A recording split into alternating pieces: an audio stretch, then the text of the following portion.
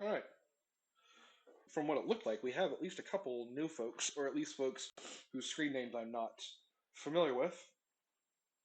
So we'll just go ahead and kind of do the regular introductions. For those of you that are doing this for continuing education credits, I need you to either private message me on Discord or put something in chat so that I know who you actually are so I can check you in. If you don't care about CPEs, then you don't have to worry about an Eventbrite. You don't have to worry about checking in. You don't have to worry about anything like that. That's just for the folks that are trying to get their continuing education credits in. And tonight we are talking about Log4j or Log4j. Does anybody have a strong opinion about how I pronounce this? I'm probably just going to call it Log4j, just because that's how I've been reading it. And this is kind of what happened to us over the last month. It was really going back through kind of the timeline of everything was really interesting because this all broke the day after our last ArkInsec. I mean, maybe there's somebody here that it didn't impact heavily, in which case, uh, good for you. Over the rest of us, this might be a bit of a communal therapy session, as well as demo. So let's jump into Log4Shell. All right, this is gonna it's gonna give you an idea of how far back this problem is going. I had planned on, if we were at Grubs, I was going to ask and try and find out who was not actually around in 1997, because I think this problem is actually older than a few of our members. So way back in the olden days of 1997, Sun introduced this idea of JNDI within Java, which was supposed to be their specification for directory services to be able to go out across a network and look for assets, right? If your application, if you're building an application that is supposed to have some sort of enterprise capability, how do we deploy that in a way that is manageable at a large scale? So this is their kind of their architectural diagram for what JNDI is. So Log4Shell, the actual vulnerability is an intersection of two different problems. One of them is with JNDI, which is just kind of part of the Java specification, and the other one is specific to an implementation of how Log4j develops certain capabilities. So this first issue with JNDI is what JNDI allows you to do is it allows your application to pull resources out somewhere across the network for you to be able to connect your resources. In this particular example, this is from the official Java documentation. And in this particular example, they're talking about trying to connect to a backend database. So you could use JNDI to pull down the configs and connection information for your application to connect to a backend database.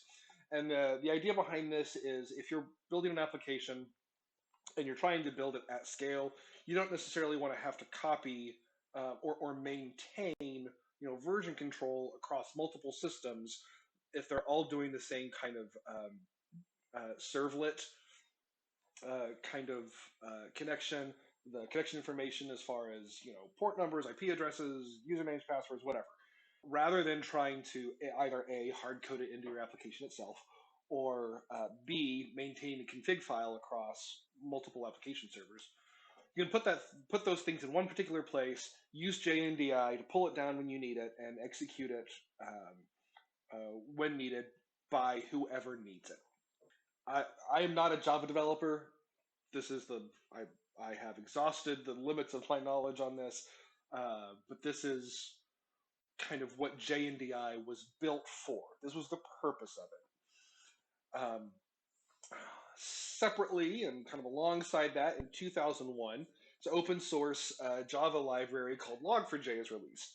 What Log4j does is it's trying to solve a different problem, which is every application in the world has to deal with creating logs, and these logs are used either for troubleshooting, maintenance, or for regulatory purposes. But like many commonly used application functions, developers didn't want to have to rewrite the wheel, reinvent the wheel over and over and over again.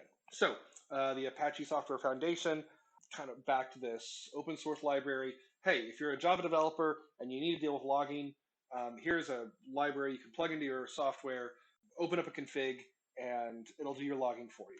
So I found this in the history of this is for Log4j version 1, kind of like their FAQ, and it just kind of cracked me up because it's a little bit honest, but within most open source packages, you get caveats that say, "Hey, look, if you're looking for something that meets certain performance standards or reliability standards, this probably isn't it." But it gives you something to start with that you can improve upon, right? That's the purpose of open source. Here's a place to start from. Work on it. Do what you need. Make it do what you need it to. Improve upon it, and share. That's not always what happens. Here is an example program. This is actually one that I'm going to be using for the demo. This is the source code for a potentially for a vulnerable Log4j app. So Log4j, what it does is it establishes a Java class called Logger, and you put in the information that you want Logger to have, and Logger can be sent to a particular text file. It can be sent to a particular repository. It can be sent to an aggregator. It could be sent to null. Wherever you want it sent to, you can define those things. And this particular one, since we're talking about network applications, we're talking about web applications, there's lots of very common things that are logged by web applications. In this particular example, we're choosing to log this particular request header. So you're trying to figure out what API version this application is trying to use. We're gonna log the API version that they're trying to connect with, and all we're trying to do is we're gonna log that we've received a request for API version whatever it is, and then we're gonna return value. It's easy, simple, hello world, just to say that it was successful. So if you've ever designed an application trying to create logging, you've probably had to do it in more than, what is this, 1, 2, 3, 4, 5, 6 lines.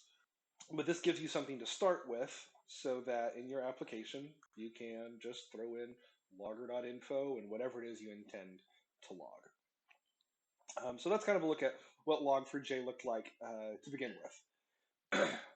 We're going to fast forward a few years. And in 2013, Apache Software Foundation incorporates JNDI into Log4j2. So now we have these two things finally meeting up.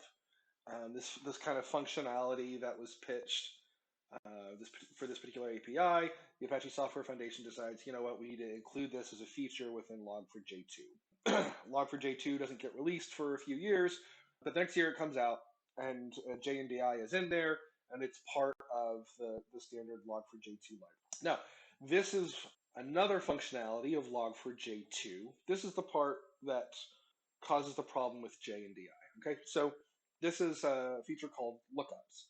So there are certain things that you get that you frequently want to log. And as an application developer, you don't necessarily know what all systems will be running on it. You don't want to hard code certain values.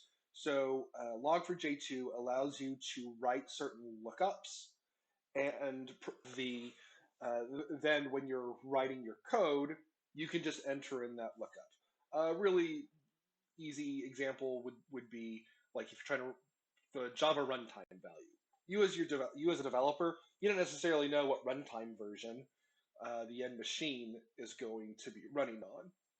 So you can put in a pattern that says, hey, whenever you want to log this, whenever this particular kind of error shows up, look up the runtime and log that. Look up the virtual machine, look up the operating system, and log that. You can do the same thing with environment variables. You don't know what environment variables are going to be running at runtime.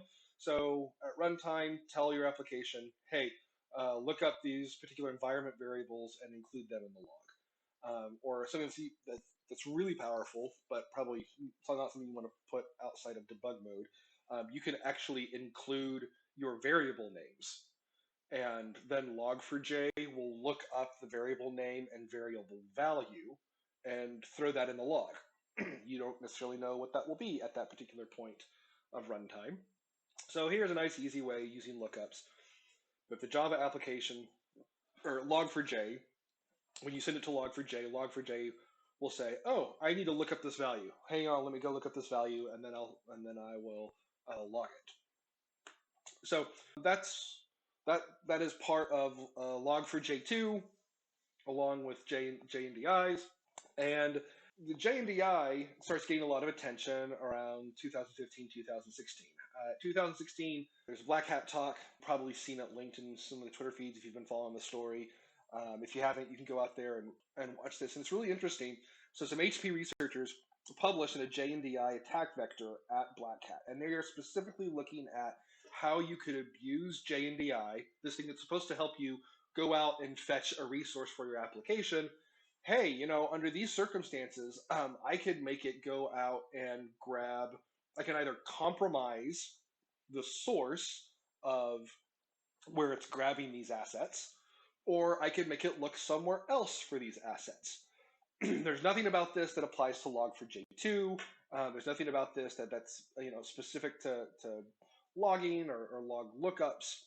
They're just looking at, hey, this if you don't do things well when you implement JNDI, bad things can happen. And so that gets a lot of security researchers spun up. 2019, Veracode publishes a malicious LDAP server for JNDI injection. So one of the ways you can use JNDI to grab an asset is through an LDAP server. Well, so they publish kind of a proof of concept. Hey, here's a malicious LDAP server that gives bad things when assets are requested. And then in 2020, a Chinese researcher posts JNDI exploit. This is the one I'll actually be using in the demo here in a second.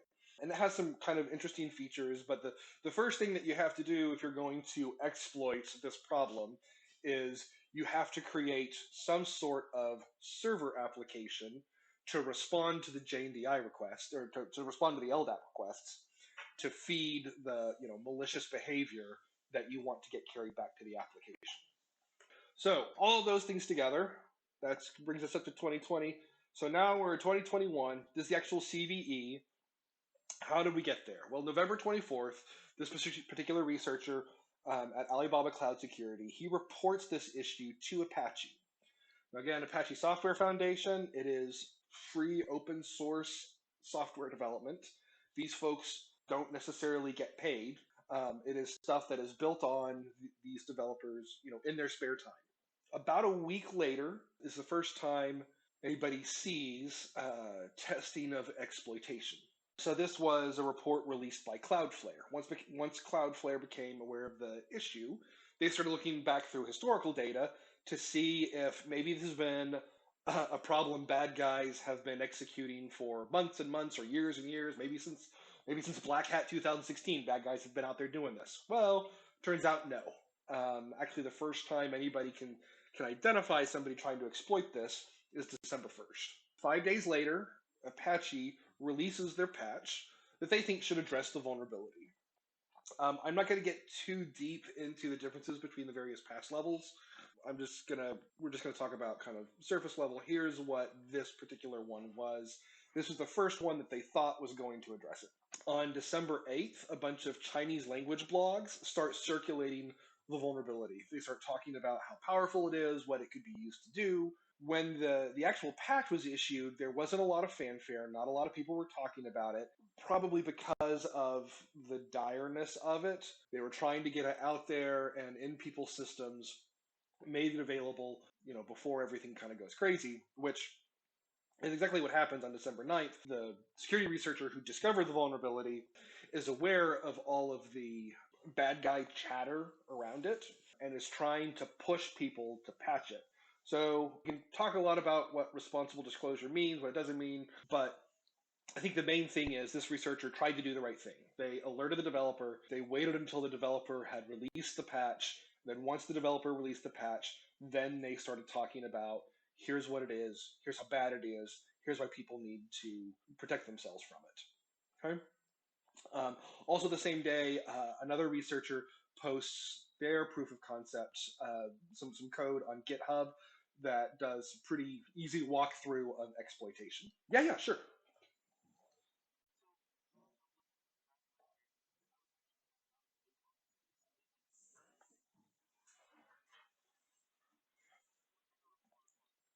I did not see anybody thinking it was about reverse engineering the patch. The general, I think what a lot of people assumed is basically it's one of those things where major discoveries are never made in a vacuum, and they're not generally made only by one person at a time. The fact that he made this discovery, he has coworkers. He works in an organization where they talk about what they what they discover. Um, if I found something out that was this big of a deal, if I was an exploit developer, there are folks within my circle whom I would trust to say something to, but some of those people might have people in their circle who aren't necessarily as trustworthy. So nothing that I've seen necessarily casts a pall over Chen's disclosure or handling of this, but the fact that it was specifically Chinese language blogs that were talking about it and circulating it does imply that it is probably something within that, within those security circles where this leaked out. Again, like, I mean, so this is a completely different researcher, and they're posting their POC on the same day.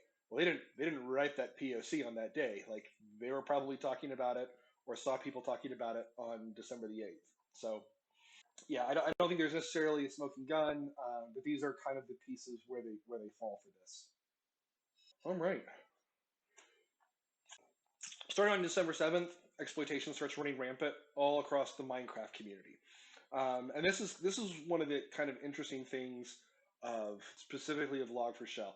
The Minecraft community specifically is the one who first saw large scale exploitation. And as a result, there's a lot of kind of misinformation out there. One is that one that I saw pop up in a couple of places was that folks thinking that it was discovered as a result of like a Minecraft bug bounty, which it wasn't, but it hit a lot of big servers in Minecraft, and so that was kind of what it got known for initially. And the reason why was because in Minecraft, one of the things the application does is any kind of chat messages by default get logged.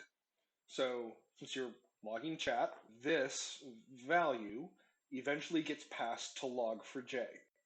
And log4j, as part of the library, it sees this $ curly brace, and it says, oh, hey, this is a lookup. I need to evaluate this statement before I log it. So what does this statement say? Oh, well, the statement says JNDI. Oh, so I need to request a resource on the network. So it does that via LDAP, and LDAP will feed you back this particular resource, which in this case is a malicious Java class. So when Log4j gets this malicious Java class, it runs it because it's part of the evaluation of this lookup. And one of the really rough things is because of the way the Minecraft client server relationship works, is that statement gets logged on both the Minecraft server and on every user's machine connected to that server. So if I'm running a Windows machine and I'm connected to the server and some bad guy throws this into chat, my machine would log that and send it to the log4j on the Java runtime environment on my machine as well. So very, very powerful. This starts burning through the Minecraft community, and so this is the actual kind of a high level overview of here's how the Log4Shell exploit works. So on the left here, I've got my bad guy infrastructure. That laptop could be running through a Tor node, I could be VPN somewhere, doesn't matter. But I had the server underneath it is something that my victim has to be able to connect back to. So my machine, I'm going to send this malicious string to be logged at that server. We've talked about two examples, chat messages in Minecraft. We talked about API versions. What are some other common strings you might log?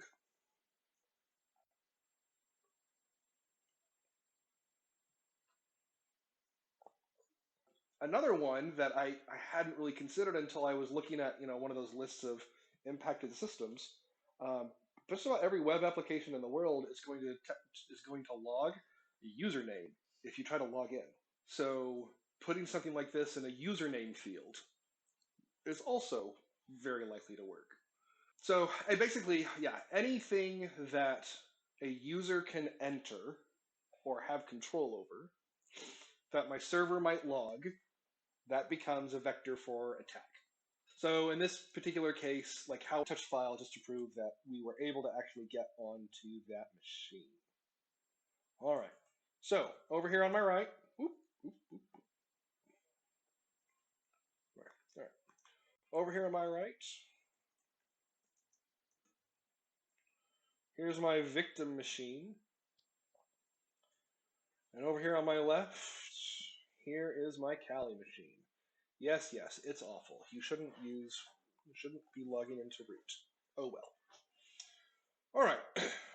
So just so we can look at what we do later, if we want, I'm gonna run this, filter it down. All right. So the first thing I need to do to make this work is I need to make sure I have this vulnerable app running. So I've got a vulnerable app here. I'm going to run it in Docker.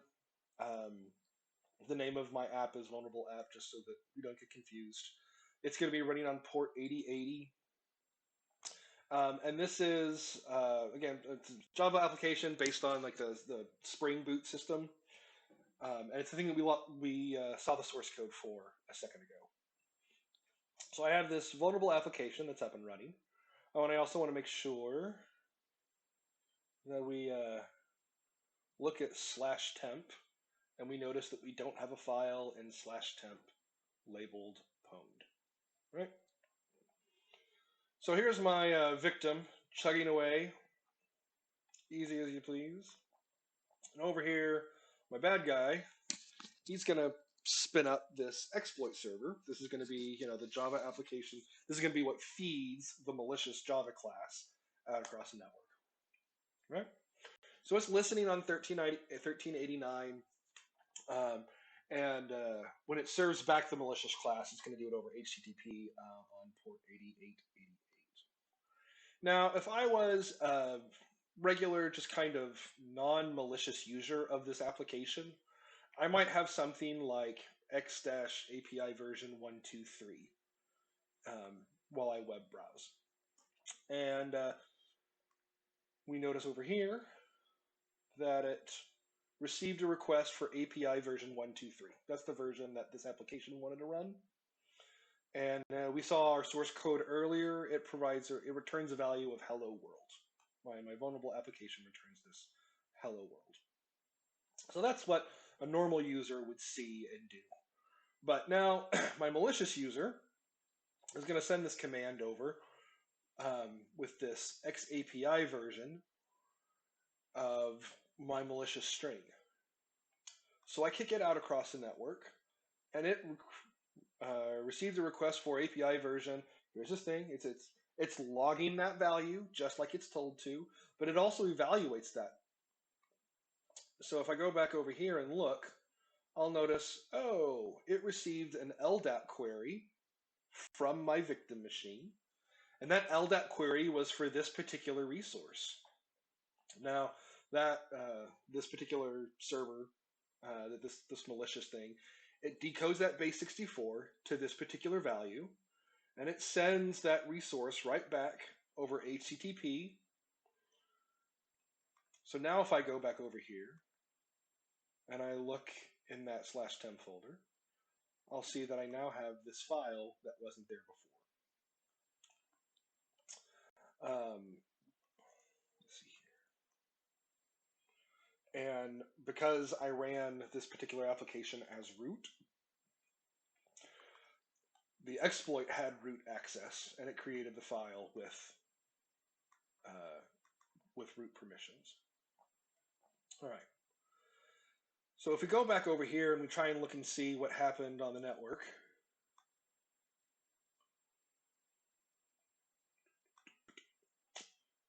here on my bad guy machine, we'll see this GET request that was once we'd actually gone to HTTP, and it downloaded that class from my attack machine to my victim machine. Go back a little bit for that.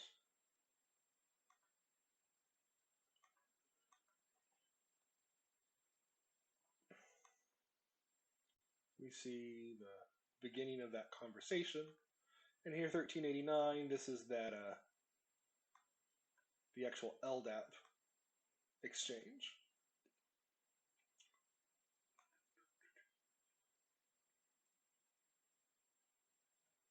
Right. So here's my curl statement sent out. Here's my XAPI version. So we talked earlier about what are some other things that we could send out there. There's my user agent.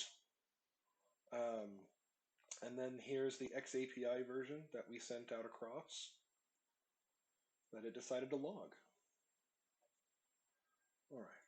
I'm going to pause here and see if what questions we have. If everybody's kind of tracking already, if I went through that too fast.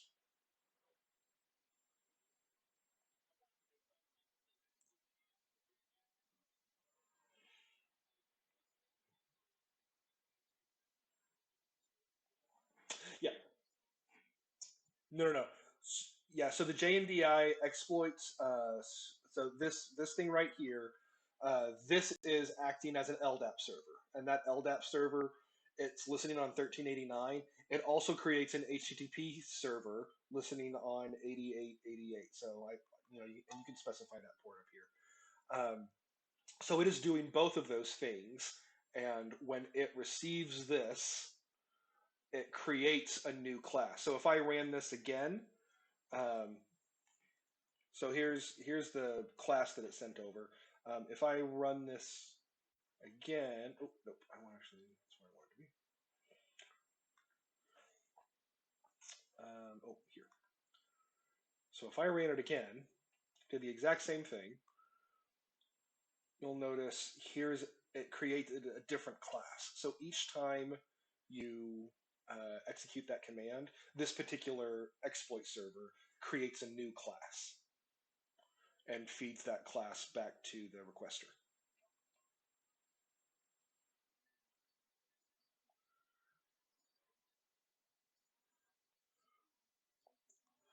Yeah, I think it is just like whatever it hears, it does it at that time. It's not checking to see what all it's already done.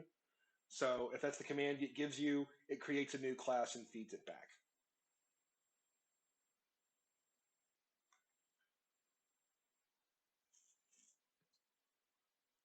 So fun fact. So I this is not an endorsement of this particular exploit. As a matter of fact, it has been taken down off of GitHub.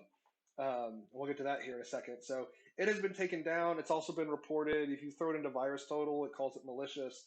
Um, I have not found, like in the source code that was there, I have not found any particular malicious behavior other than the fact that it does this.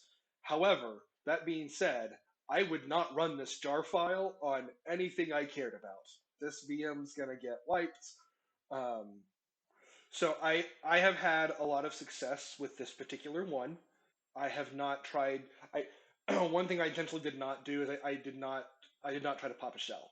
So when I originally started this, I wanted to actually try and uh, code my own specifically for that purpose.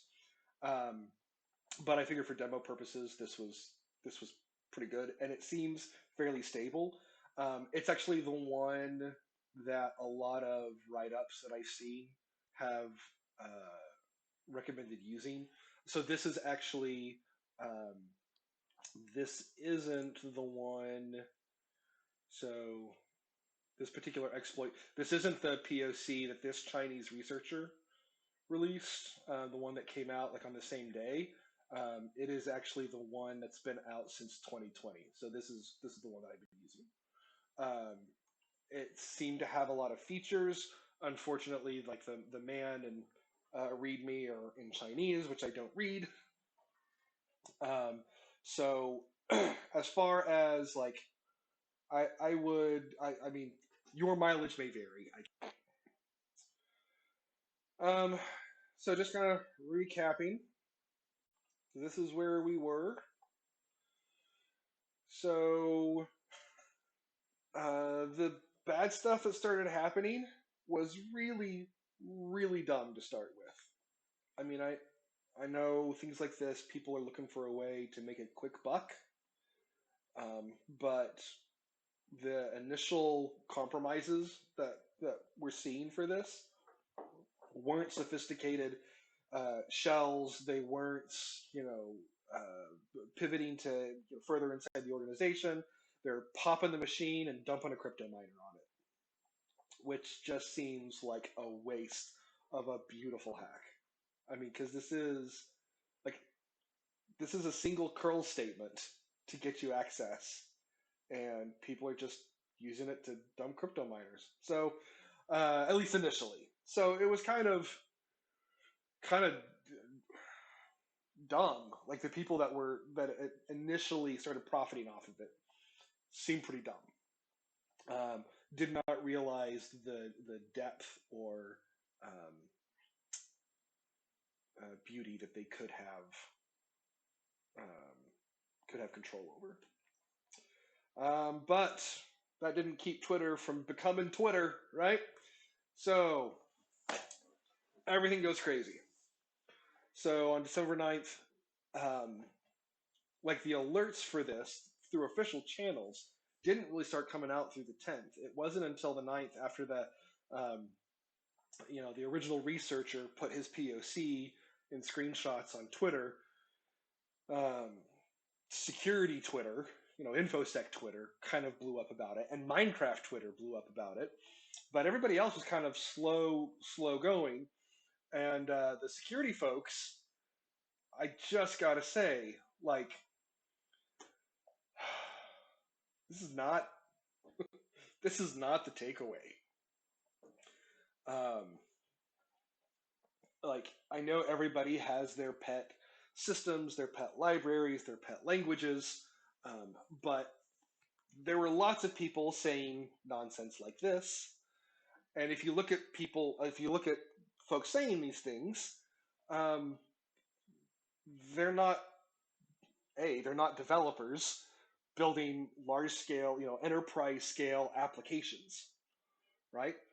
They're security people, and this just kind of further divides us as security people from who should be our allies in infosec.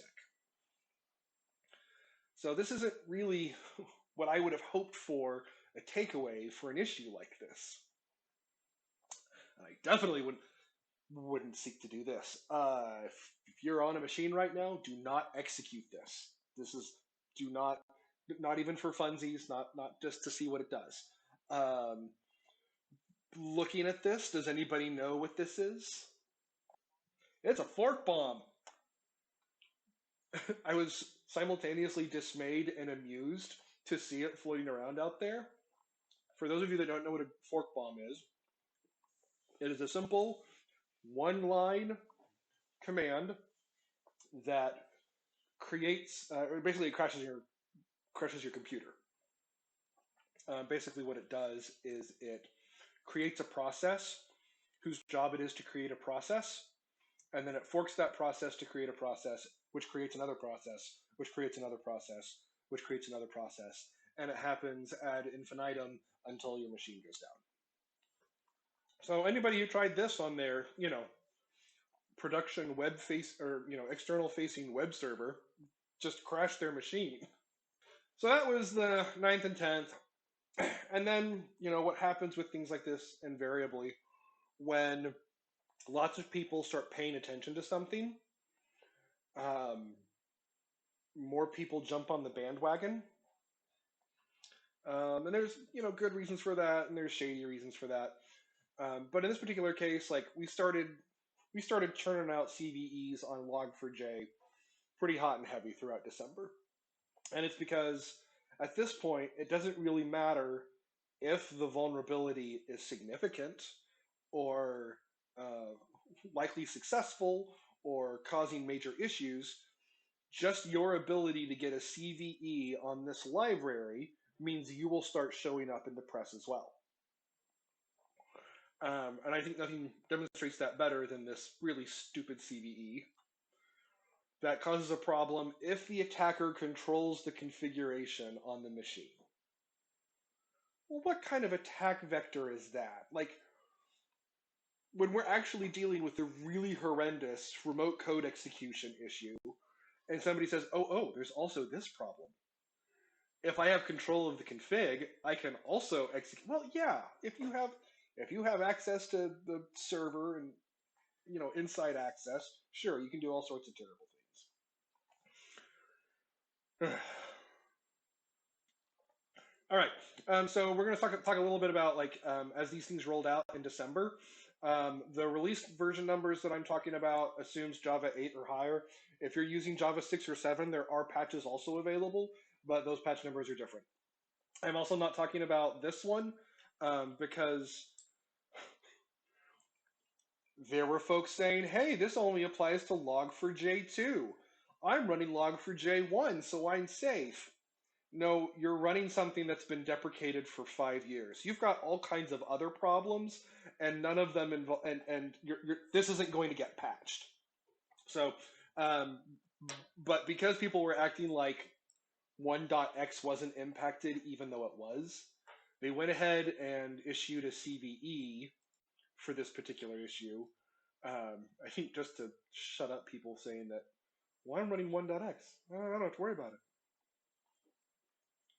So anyway, all that being said, December 13th, 2 days later, we have a new CVE.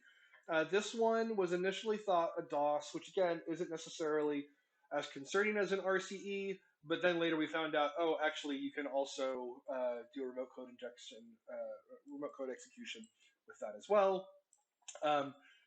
And also, the 2.15 that was released on the 16th was shown to not actually fix the issue in a lot of production systems. Basically, they tried to fix it with an environment variable, which, depending on how you implemented your config files might be overriding that environment variable. So anyway, so 2.16, it actually resolved 44.22.8 as well as 45.046. Right? So the two main ones, those are resolved. Oh, wait, we've got another denial of service. And this is the one where, depending on your organization and how your patching procedures and timelines work, this terrible stuff started happening on a Thursday. Chances are your vulnerability management team probably didn't find out about it until the 10th, and they started the wheels moving, which probably aren't lightning fast, but maybe they were able to get it done over the weekend. Well, come Monday, well, we find out that actually, no, this is the patch you need to have. So, all right, we start working through Monday, going through, whatever your testing procedures are, or however you disseminate those patches to the system owners. And then there's another patch that needs to be handled. Then on the 16th, those two POCs are taken off of GitHub. I could not find any documentation or details why. The fact that both of them were taken down on the same day lead me to believe that it was probably GitHub or their employers. Again, if we go back kind of through the timeline of this, 2.15 was supposed to resolve the issue, and it was released on the 6th. So they issue these POCs.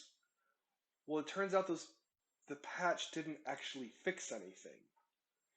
So they've got malicious code out there that bad guys can take and alter to their heart's content and still actually impact systems for at least a week.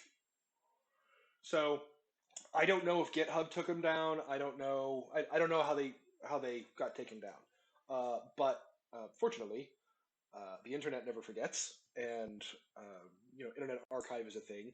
So it's still out there, but it was taken down off of GitHub on the 16th. And then on the 17th, 2.17 is released, which actually doesn't address any of the actual remote code execution, but it does address this denial of service. So, depending on how your organization does patching, when 2.16 got released, maybe you started the entire patching process over again. Maybe you were through it and maybe you weren't when 2.17 gets released. So this puts us in security at a real, I'm not going to say disadvantage, but it does mean that we have to be precise in our language and be willing to work with our partners in IT and the business. Because not all of these, I mean, Log4Shell is an absolute dumpster fire. Don't misunderstand me. But not all of these patches are about the dumpster fire. So if every time a new patch gets released, you expect the organization to treat it like it's life or death, the third, fourth, fifth time that happens in a couple of weeks, they start to lose. We start to lose credibility. December 27th, 2.17.1 gets released. And the only thing that this one even did was dealt with this stupid if the attacker controls the config file. And there's, let's not forget, like, we've got Christmas in the middle of all this, right? So we need to make sure that the things that we are saying are high priorities are actually high priorities. Sometimes that means, screaming at the top of our lungs because people are seeing things in the news that they say is absolutely terrible. And sometimes something like 17.0 or 17.1 comes out, we can say, actually, this is not an elevated need, right? Those things could be addressed using normal patching cycles. The only reason why everybody's screaming about it is because it says Log4J, and that's the headline of du jour. Because this is kind of how we end up looking and sounding if we don't actually, if we don't temper our message. So some organizations have very solid routine patching practices, and um, things get patched. Patch Tuesday when Microsoft comes out with their monthly rollout. Those are all tested and distributed within a short period of time. But the thing is, any of these patches may break certain functionality. Like if you have a Java application, if your Java application has a valid reason to reach out via JNDI and get classes to help connect other systems, then some of these patches might break your enterprise applications. So you have to test them before you actually push out these patches. I mean, if you're doing any kind of custom in-house development. Um, for a lot of these, also, if you're a large-scale enterprise, you also have to deal with what third-party systems you're running. If you have, so I talked about logging user IDs, right? If I enter in a user ID, that is something that could potentially break this. Well, ping, not the Windows, not the networking command, but the identity and access management platform ping, they log user IDs. It was found that ping, this backbone of single sign-on and what a lot of organizations use to manage their MFA tokens, all of that, ping was vulnerable to this. So here I am at a company that uses ping. I can't patch ping's system. Ping has to handle that on their own, and in the meantime, I have to deal with this potentially breaking something.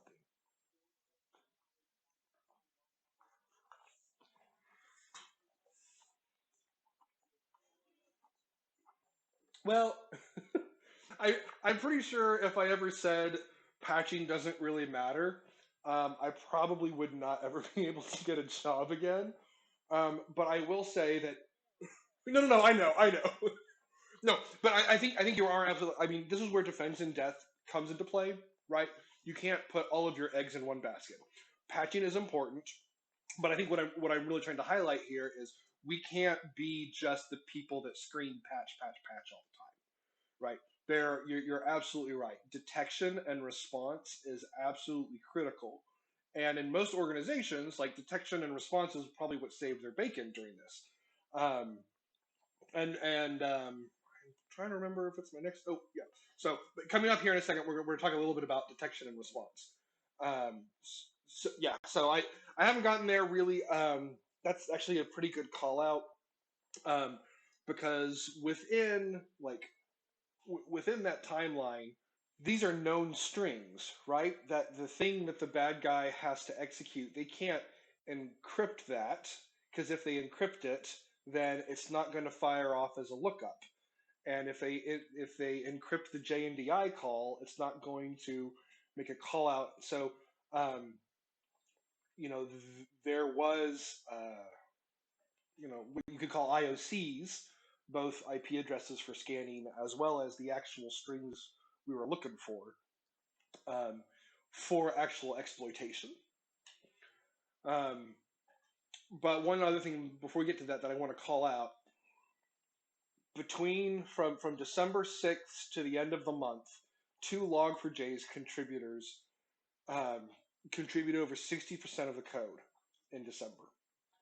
And what I mean by that is, for each of these version numbers that got released to be patched, there were two dudes who were not paid employees. Remember, Log4j, this is free open source software. This is not somebody's day job.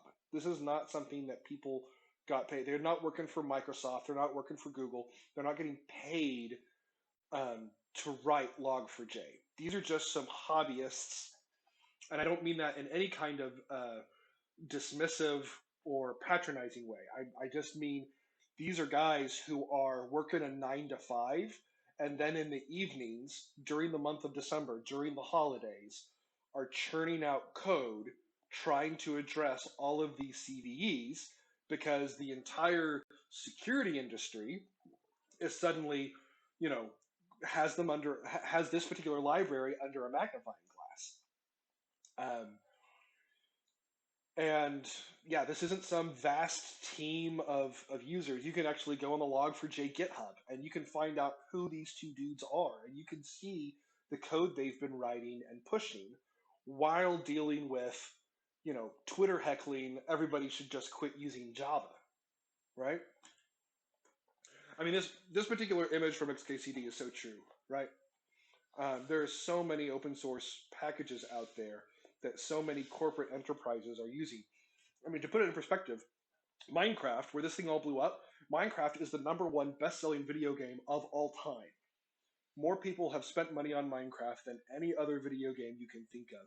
And it is owned by Microsoft, one of, if not the largest software development firms on the face of the planet. And yet, all of that stuff is being built on these two guys' work who aren't getting paid for it. And man, watching how they have been hammered on Twitter is just really, really rough. They have been they've been building and maintaining this library for 15 years. That enormous swaths of, of the technology ecosystem are built on right now. And yet, what finally gets them some recognition is this particular vulnerability. So, why was this particular thing so bad? What made it the dumpster fire that it was the fact that it was an unauthenticated remote code execution that could be run on a common externalized service. It had really simple proof of concepts publicly available, and every bad guy and his cat was scanning the internet for it. Now, those scans looked very similar. And it was I'm not going to see easy, but it is very straightforward to put in checks for if you have a web application firewall. There are some strings that you can put in your web application firewall to make this easily detected. Another thing is if you're allowing LDAP executions outbound to unknown and untrusted networks, that's kind of on you. You know, shame on you. So these are the things that you should have already done in your organization. If you haven't already, go out and do these things. Okay. You should look for inbound strings that have, say, $ parentheses J and DI. There's also a few variations of this. If it's like uh, curly brace J, curly brace N, curly brace D, like anything that um, lookup simplifies to J and DI, you need to be monitoring for that. And you can monitor for it in, like I said, web application firewall. If it's an external system, probably depending on where your network monitoring happens, these might be in HTTPS traffic to your web server. But assuming it's not, you can put it in your, your firewalls or whatever you're doing for network monitoring. Web application firewalls, you can do it for whatever kind of agents on servers that helps, monitor and protect them. Looking for that particular string will help you find inbound attacks or attack attempts. Also, outbound LDAP requests or RMI requests or malformed DNS requests. There is a limited number of protocols that can be used with JNDI to exchange Java classes, and they are generally things that should not be leaving your network. Most of these, this kind of software is something that is supposed to be done internal to your systems. If it's a valid JNDI request, it should be getting something else from internal to your systems. Um, if if it has if your LDAP requests have valid reasons for doing, identity and access management with external sites, that should be a limited number of systems of networks. You should be able to you should be able to develop a whitelist for where those outbound requests go. You should be blocking them in general and then develop a whitelist for the ones that should be allowed. You should also try and identify applications in your organization using JNDI. Log4j is bad. The Log4Shell vulnerability is bad. This is not the last time we're going to see JNDI abuse. Probably this is just the first time this is getting started. The systems that you have that are vulnerable, you need to identify them and patch them. We talked about vendor systems. You should be talking to your vendors about when their patches are available. But like we talked about a second ago, those are important. You should do them. They're not the first things you should do. Basically, everything else on the list, those top two, that's how you do detection and response. All right. So assuming you've done those things, what do we do next? Well, if you have any kind of in-house software being built, you need to validate your inputs. That's what this all comes down to. That's the core root of this problem. Is the Log4j library used lookups. It used the lookup functionality without providing any kind of validation of what was being put, of what those inputs were. Also, red team like no tomorrow. If folks are telling you they're patched, if folks are saying like, oh, we're not actually vulnerable to this, send some curl statements and see what bounces back. You can do it user agents. So sometimes, what's possible is if people actually patched their external facing systems, but thinking that that's all that needed to be patched, but those external facing systems quite frequently will send logs to backend log aggregators, backend SIMs, those kinds of things. If the backend hasn't been patched, then anytime one of those malicious strings hits the backend, now your backend is compromised. It's also really important for us to build relationships outside of security. We can't just sit here and roll our eyes and say, well, yeah, you just shouldn't use Java anymore. We should understand what the business's use cases, what IT's use cases are, and help them to do a good job. Alvaro Munoz is one of the researchers that presented at 2016 at Black Hat. So he's 6 years ago he said this was possible, and so a lot of people were looking at him saying like, oh, what do you think about the fact that nobody listened to you? And he absolutely came down hard on the side of the developers. Like, Java developers didn't get set to Black Hat, right? Nobody is sending their dev teams to listen to these kind of talks, to know about JNDI lookup security.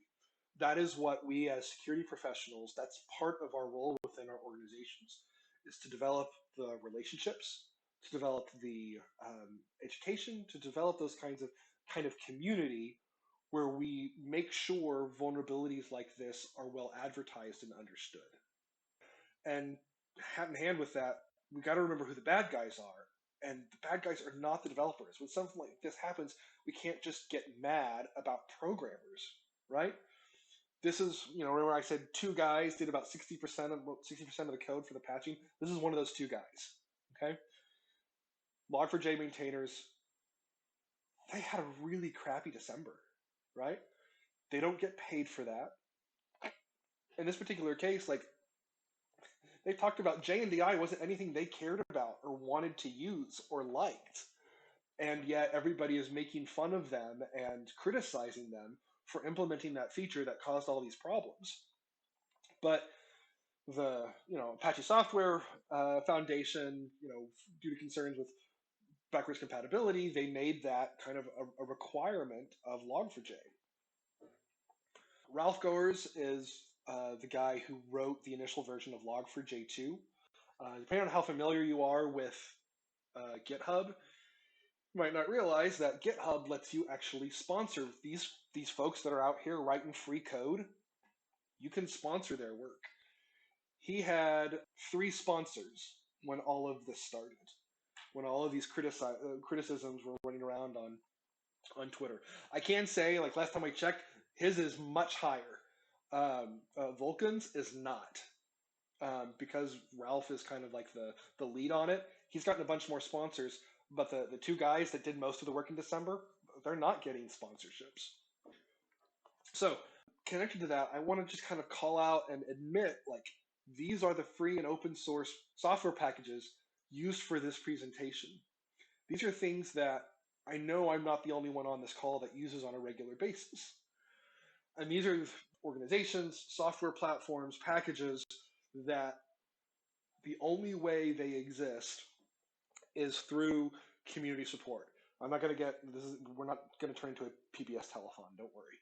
But there are things that we as technology professionals can support to help make this ecosystem better. And these are just a few of the ones that came off the top of my head as I was doing this. Some of them take financial donations. Others are just looking for people to contribute.